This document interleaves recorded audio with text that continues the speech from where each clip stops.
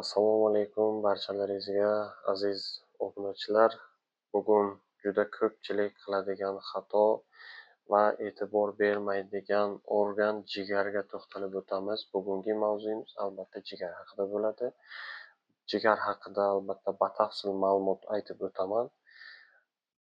Videoni oxirigacha ko'rishni tavsiya etaman. Xo'sh, sizlar bilan yana doktor Erkin Ergashev. Kanalimda uchrashib turganimdan albatta bag'oyatda mamnunman. Bugungi mavzuyimiz aytganimdek jigar salomatligi va uni tabiiy davolash usullarini qanday bo'lishini aytib o'taman. Jigar organizmdagi eng muhim a'zolardan biri bo'lib, qonni tozalash, yog'larni parchalash, toksinlarni chiqarish kabi juda ko'p vazifalarni bajaradi. Agar jigaringiz yaxshi ishlamasa, charchoq, teri muammolari va hazm jarayonidagi qiyinchiliklar yuzaga kelishi mumkin. Albatta, o't qopi bu jigarga tegishli hisoblanadi. Shunday ekan, jigarni qanday qilib tabiiy yo'l bilan tozalash va mustahkamlash mumkin? Keling, shu haqida batafsil gaplashamiz. Jigar salomatligi nima uchun muhim? Bu juda ko'pchilikka qiziq hisoblanadi. Jigar tanamizdagi asosiy filtr bo'lib, zararli moddalarni yo'qotadi va energiya ishlab chiqarishda ishtirok etadi. Lekin noto'g'ri ovqatlanish, stress va zararli odatlar jigarning faoliyatini buzishi aniq. Jigar faoliyati buzilganini qanday bilish mumkin? Juda ko'pchilikka qiziq savol hisoblanadi. Agarda sizda quyidagi belgilar bo'lsa, jigarni tozalash va mustahkamlash haqida o'ylashingiz zarur. Charchoq va energiya yetishmovchiligi. Kun davomida charchasangiz, holsizlansangiz, bu albatta kiradi.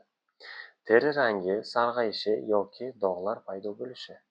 Teringizga e'tibor bering. Sarg'ayish yoki dog'lar bo'lsa, albatta jigarni tozalash kerak. Oshqozon va ichak muammolari, hazm og'irligi, meteorizm. Oshqozon va ichak muammolariga ham e'tibor qaratish kerak. Tanada shishlar va og'irlik hissi. Jigarni tabiiy yo'l bilan qanday tozalash va mustahkamlash mumkin? Xo'sh, suv ichishni ko'paytiring. Albatta, bundan oldingi videolarda ham aytib o'tganman.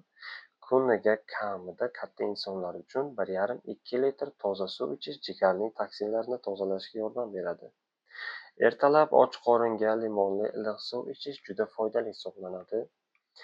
Xo'sh, ikkinchisi, yashil sabzavotlarni ko'proq iste'mol qiling.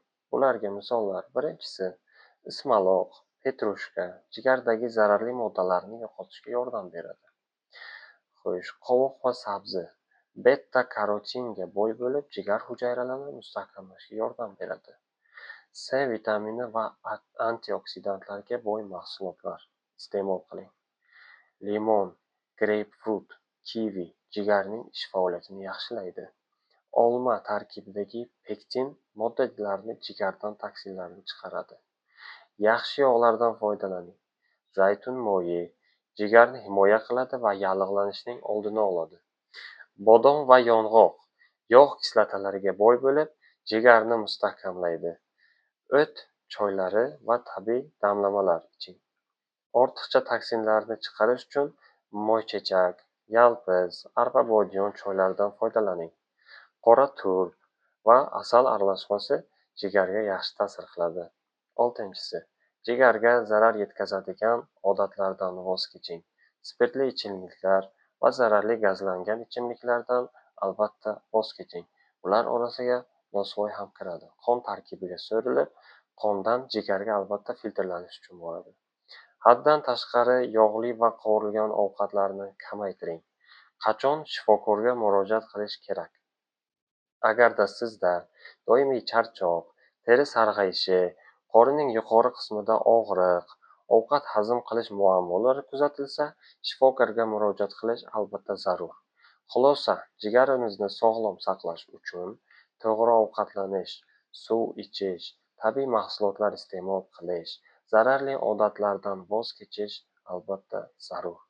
Agar bu maslahatlar sizga foyda keltirgan bo'lsa, videoga like bosib, kanalimizga obuna bo'lishni unutmang. Savollaringiz bo'lsa, izohlarda yozib qoldiring, albatta javob beraman. Doktor Ergashev bilan birga sog'lom hayot sari birga intilamiz.